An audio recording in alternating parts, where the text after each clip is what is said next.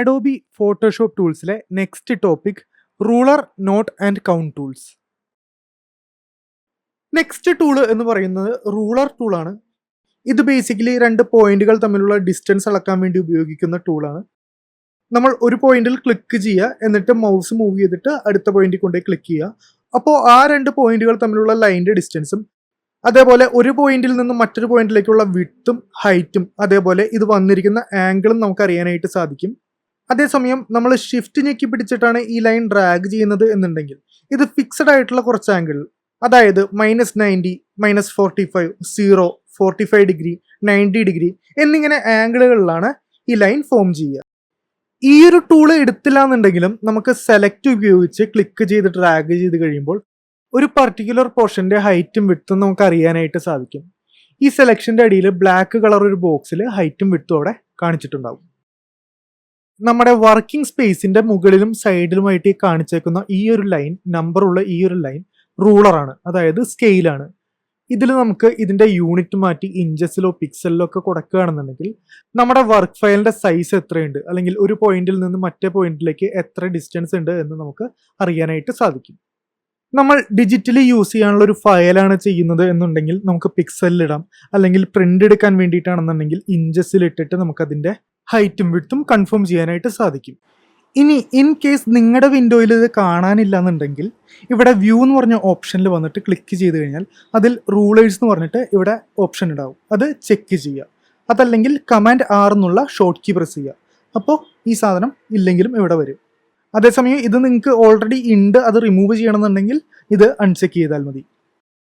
അതേപോലെ നമ്മുടെ റൂളറിന്റെ മുകളിൽ നമ്മൾ ക്ലിക്ക് ചെയ്തിട്ട് താഴത്തേക്ക് അല്ലെങ്കിൽ സൈഡിലേക്ക് ഡ്രാഗ് ചെയ്യുകയാണെന്നുണ്ടെങ്കിൽ ഒരു ഗൈഡ് ലൈൻ അവിടെ ഫോം ചെയ്ത് വരും. ഈ ഒരു ലൈൻ നമ്മൾ ഇമേജ് എഡിറ്റ് ചെയ്യുമ്പോൾ നമുക്ക് ഗൈഡായിട്ട് യൂസ് ചെയ്യാം. ഇതേപോലെ വെർട്ടിക്കലിയും ഹൊറിസോണ്ടലിയും എത്ര ലൈൻസ് വേണമെങ്കിലും നമുക്ക് ആഡ് ചെയ്യാനായിട്ട് സാധിക്കും. ഓൾറെഡി വച്ച ലൈൻ ആണെന്നുണ്ടെങ്കിലും നമ്മൾ മൂവ് ടൂൾ യൂസ് ചെയ്തിട്ട് ആ ലൈനിന്റെ മുകളിൽ വീണ്ടും വരുമ്പോൾ ആ മൗസ് പോയിന്റർ ചേഞ്ച് ചെയ്യുന്നതായിട്ട് നമുക്ക് കാണാം. അപ്പോൾ ഇങ്ങനെ ഒരു ഐക്കൺ വന്നതിന് ശേഷം നമ്മൾ വീണ്ടും ആ ഗൈഡിൽ ക്ലിക്ക് ചെയ്ത് ഡ്രാഗ് ചെയ്യുകയാണെന്നുണ്ടെങ്കിൽ നമുക്കത് വീണ്ടും മൂവ് ചെയ്യാനായിട്ട് സാധിക്കും. നമുക്കിനി വെർട്ടിക്കലായിട്ട് ഗൈഡ്സ് ആഡ് ചെയ്തിട്ട് ഇയാളുടെ തല ഒരു റെക്ടാങ്കിളിന്റെ ഉള്ളിൽ കൊണ്ടുവരാം.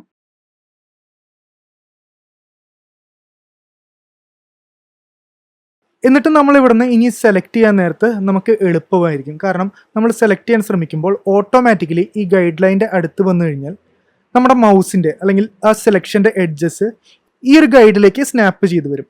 അതായത് ഒരു ഗൈഡ് ലൈൻ്റെ അടുത്തെത്തി കഴിഞ്ഞ് കഴിഞ്ഞാൽ ഓട്ടോമാറ്റിക്കലി സെലക്ഷൻ ടൂള് ചാടി ആ ലൈൻ്റെ മുകളിലേക്ക് വരും. ഈ ഗൈഡ്സും ഗ്രിഡ്സും ഒക്കെ വരുന്നത് എക്സ്ട്രാ എന്ന് പറയുന്ന കാറ്റഗറിയുടെ ഉള്ളിലാണ്. നമ്മൾ വ്യൂവിൽ വന്നിട്ട് എക്സ്ട്രാ എന്നുള്ളത് ചെക്ക് ചെയ്യുകയാണെന്നുണ്ടെങ്കിൽ ഇത് കാണാനും അതേസമയം അൺചെക്ക് ചെയ്യുകയാണെന്നുണ്ടെങ്കിൽ ഓൾറെഡി വിസിബിൾ ആയിട്ടുള്ളത് ഇൻവിസിബിൾ ആക്കാനും പറ്റും. കമാൻഡ് H എന്നുള്ളതാണ് എക്സ്ട്രാസിന്റെ ഷോർട്ട് കീ.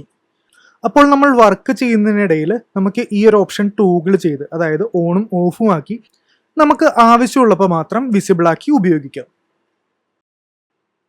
ഈ ടൂൾ സെറ്റിൽ അടുത്തതായിട്ട് വരുന്ന ടൂളാണ് നോട്ട് ടൂൾ.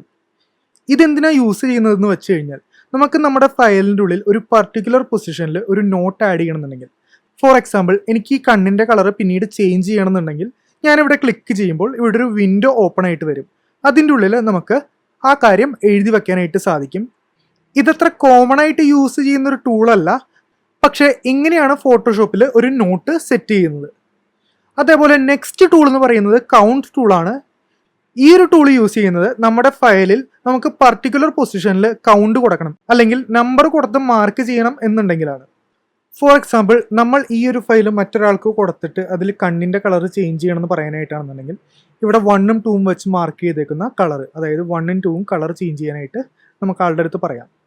ഇതും വലിയ കോമൺ ആയിട്ട് യൂസ് ചെയ്ത് വരുന്ന ഒരു ടൂളല്ല.